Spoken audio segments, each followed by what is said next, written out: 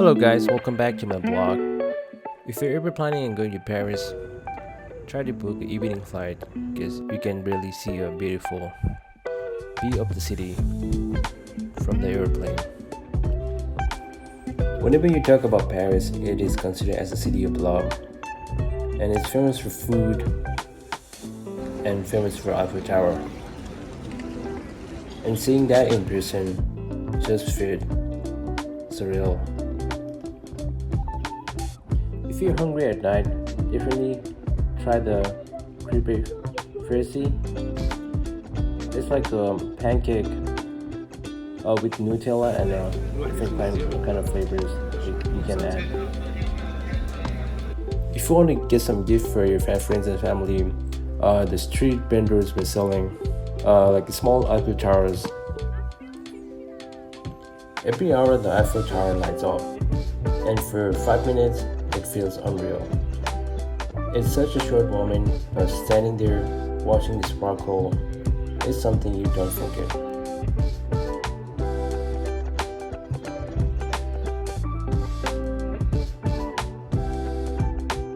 After going to the Eiffel Tower, we went to a restaurant called Amours. So yeah, I would highly recommend you to go there. On the second day, we bought a ticket for 23 euros and 50 cents to get the tour of Eiffel Tower. We booked a tour guide from Paris trip, and I would highly recommend because the lady, she was very knowledgeable about the whole Paris, which you'll be seeing in a moment.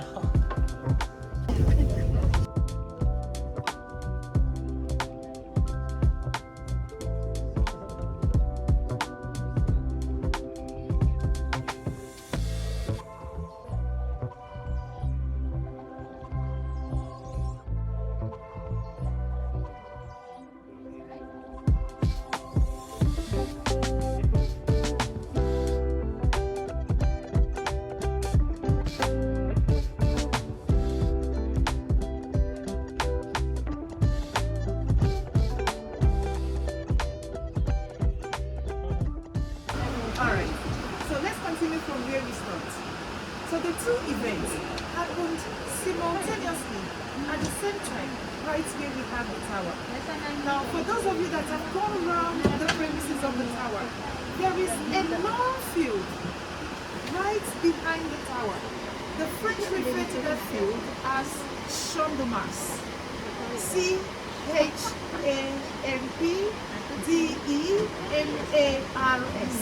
And they pronounce that as Champ de Mars.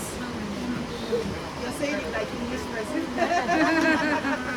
I know. During the last Olympics, on that field, we had an Olympic stadium for beach volleyball. During the Paralympics, at the same spot, we had the blind soccer. So that's exactly where the event of 1889 took place. The tower was kept here because it was the object of the exposition. Also, the French made the tower the entrance to that field.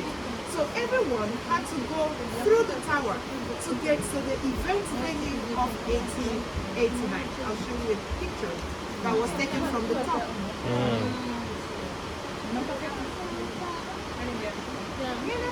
Alright, this is Eiffel Tower, the event venue. So everyone had to go under the tower to get to the event venue. So the Eiffel Tower, then the event venue. So everyone had to go under the tower to get to this event venue of 1889. Oh. Is that okay? Alright. So, who do you think constructed Eiffel Tower? Who built the tower? Do you know? That's correct. Yes, that's correct. Yes. The name? Yes. Oh really? Yes. It's a first name or last name? Well, Eiffel is the last name. He was Gustav Eiffel. Gustav Eiffel. So the name Gustav Eiffel. How does the name sound to you? Which country does it sound like? Gustav Eiffel? French? No. French? Gustav Eiffel? Spanish? No. No? Spain? Philippines. Spain? Spain? Gustav. Stavo. Italian. Stavo. What did you say? Italia? Italian? No, Italy? he was from Germany. Oh, Oh, it's near. that's So that's where I'm from, Jim. his parents Oh. migrated from Germany to France. Oh, okay. So they lived in France. He was born in France. In France, they called him Alexandre, Oh, meaning Alexander. Alexander. Yeah, yeah. So he was Alexander Alexander. Gustav Eiffel. Oh, Alexandra. He was a very good looking gentleman. Oh, wow, he's handsome. So she was like, right? Yeah. I wish. So, I wish.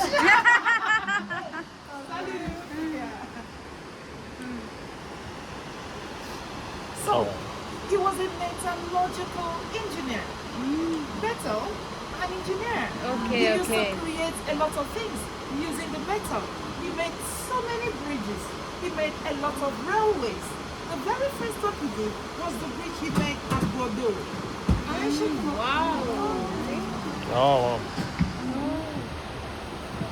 Also, the Statue of Liberty. Oh, yeah. The Statue of Liberty So also? the metallic framework, the skeletal framework of the Statue of Liberty was created by Gustav Eiffel. So which was a gift from France to United States of America. Okay, And in okay. return, the Americans gifted France a tiny Statue of Liberty.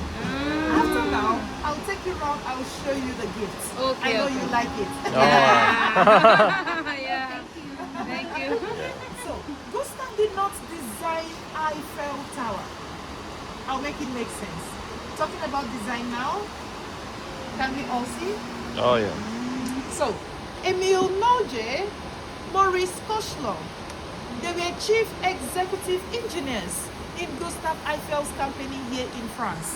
They made a design that looks like capital letter A, with an intention to make the design sit on two pillars, like big letter A. Okay. But coming today, the tower is seated on four pillars, Okay. which was Gustav Eiffel's thinking.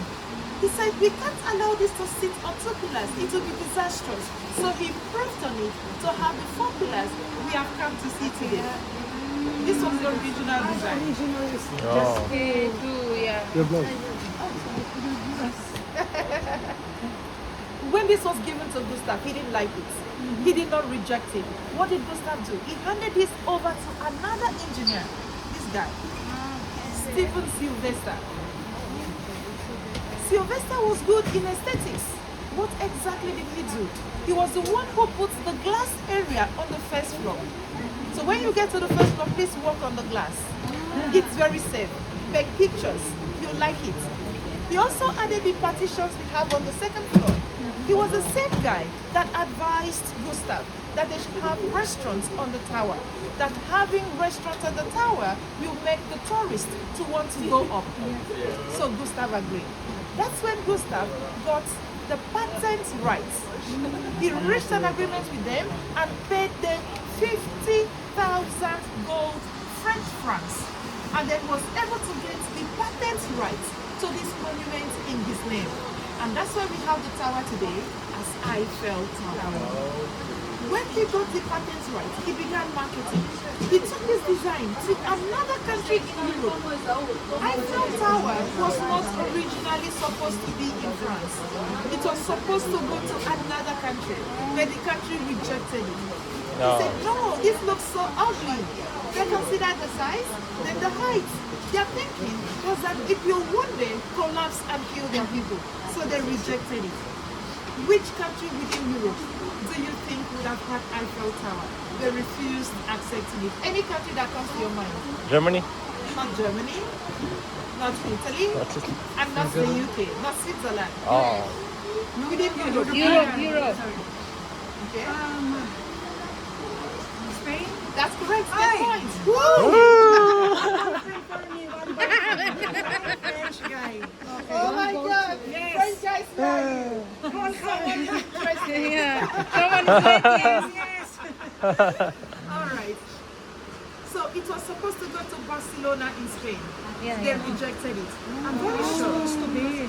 I'm Eiffel. I'm very sure they're regretting that choice today. Yeah. Only in one day, 20 to 30,000 visitors come to see Eiffel Tower in just one day.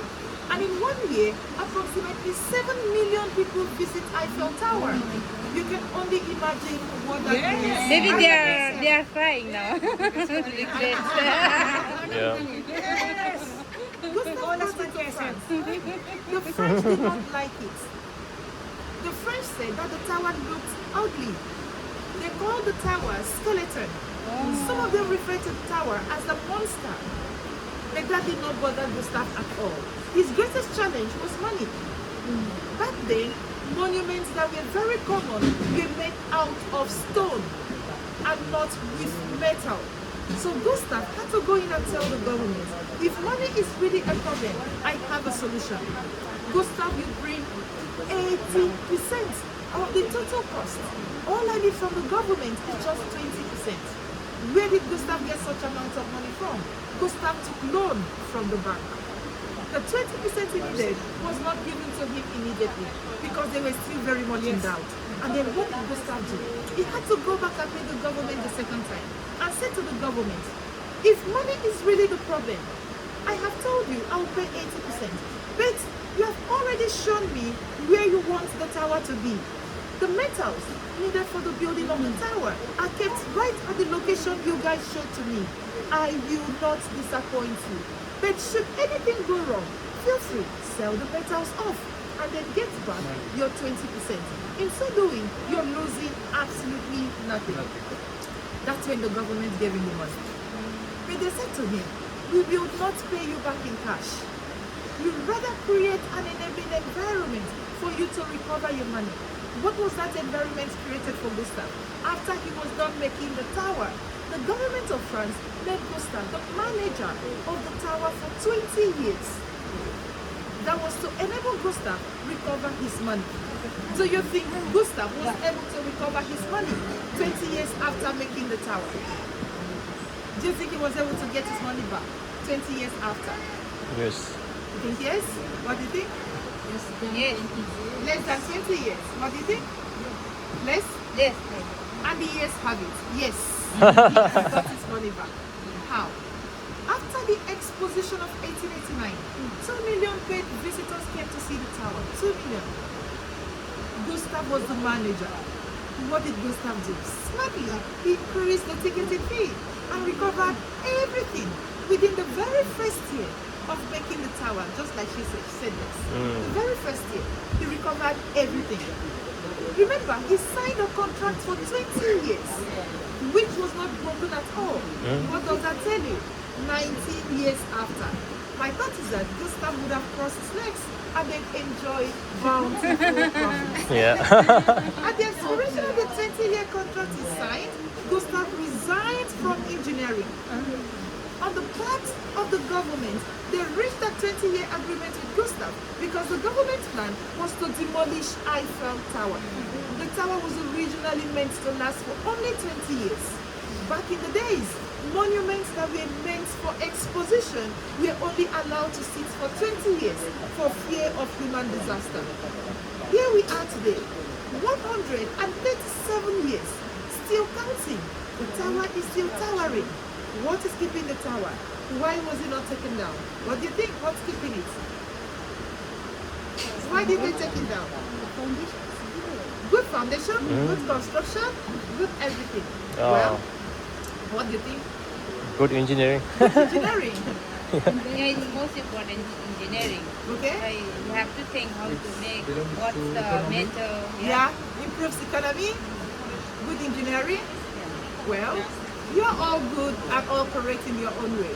The truth is that money is not the key thing why we still have the tower. Good engineering, super. Yes, he did a good job.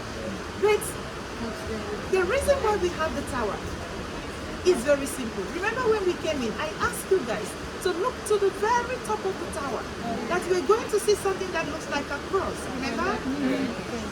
Just remind you a little bit. Oh yeah. Cross, okay? Church.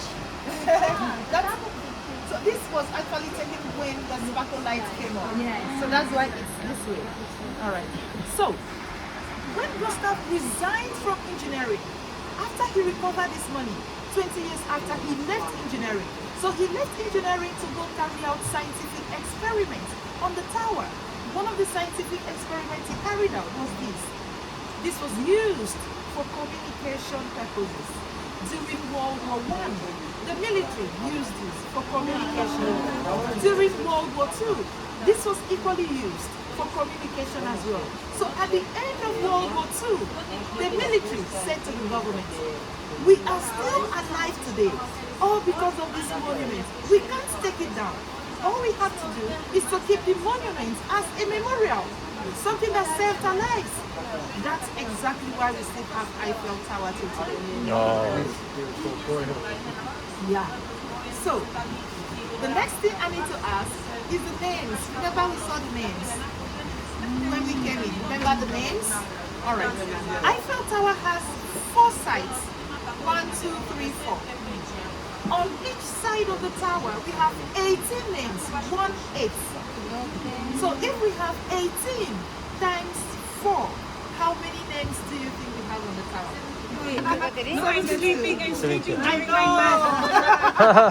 We are very big friends. Not good remembering. I was about 17. You have a very good boyfriend before you. Answering my intro. All right, 72. Okay.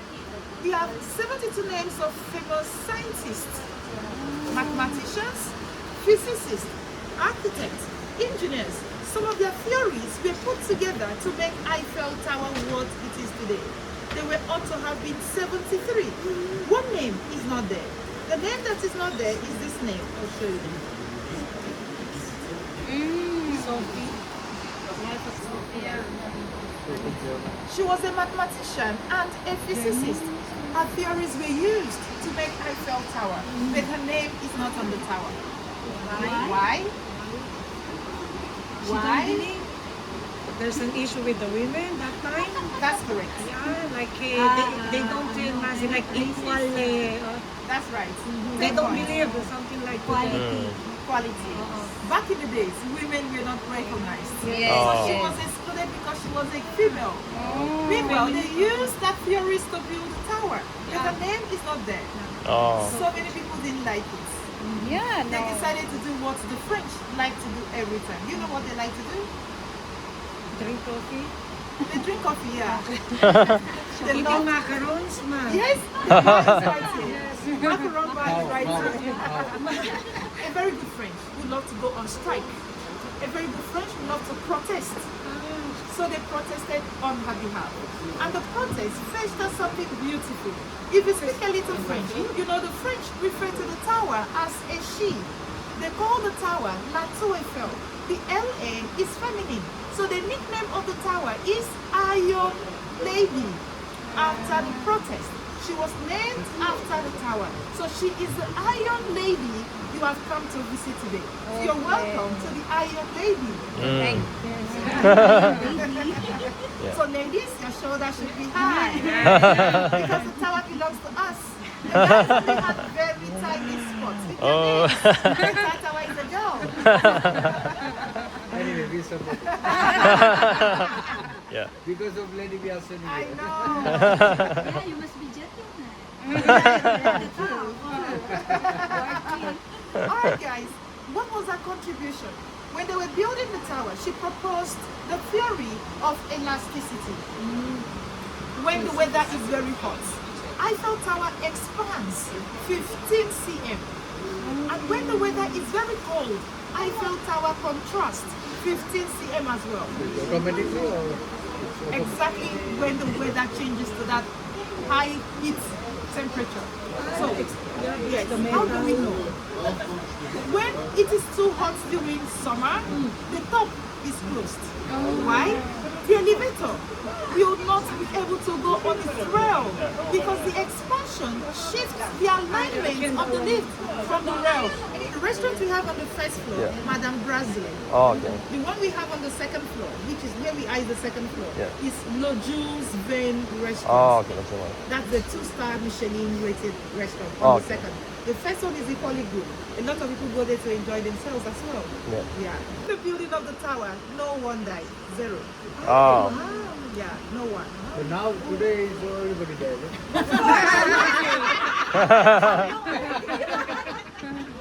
All right. So I know. You look through the glass. You see the big pillar that is very close to us. Has a lot of bolts. Like bolts. Yeah, bolts. Rivets.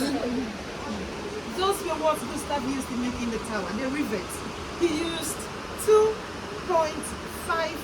million rivets to screw together 18,038 pieces of metal. That's the entire Eiffel Tower. He said to the government, to keep the tower for a long time, make sure you paint the tower every 7 years. So every 7 years, the tower is being repainted. Let me show you all the colors the tower had worn over the years. Sorry. Okay. Yeah, that's right. Yes. That's where they get the inspiration from. Yeah, that's why they get the inspiration. They inspo, yeah. We're just So- taking like the bronze for the... When they painted it this, Parisians used to call it tall banana in the sky of Paris. That's the yellow color that you pointed. Yeah. The first color was red, followed by Adakashi green. The current color is the color you have on this pillar. They call it Eiffel Tower brown. Yes. How do you think the painting of the tower is done? Do you think they paint the tower by use of brush? Do you think they spray? Or do you think drones are used to paint the tower? How is it painted? Nowadays, good technology, the might be good. Drones? Okay, let's see. Right from the very beginning, only the paint brushes are used. Oh. Only the paint brush can penetrate the angles of the tower. Yeah, it is done manually.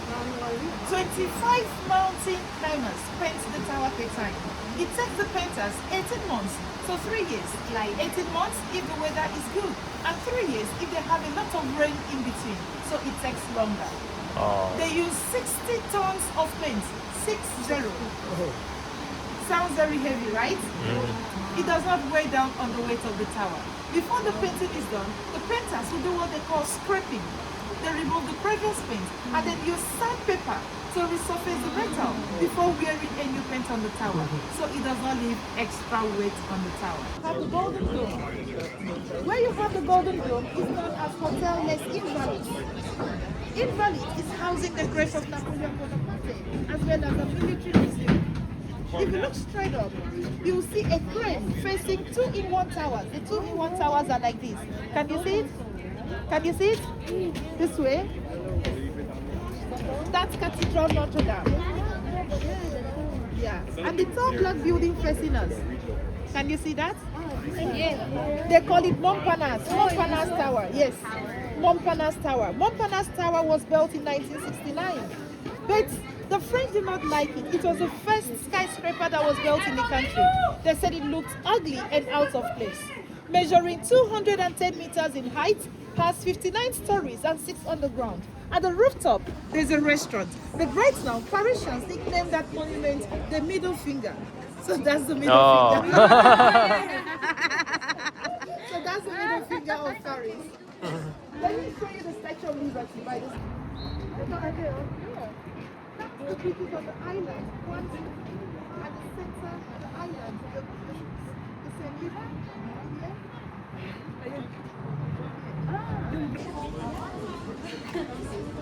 This field was used by the military for parade. What happened? The phone.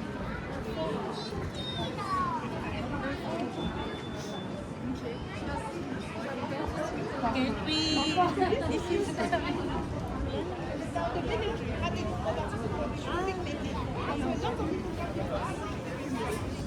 So we're heading downstairs right now.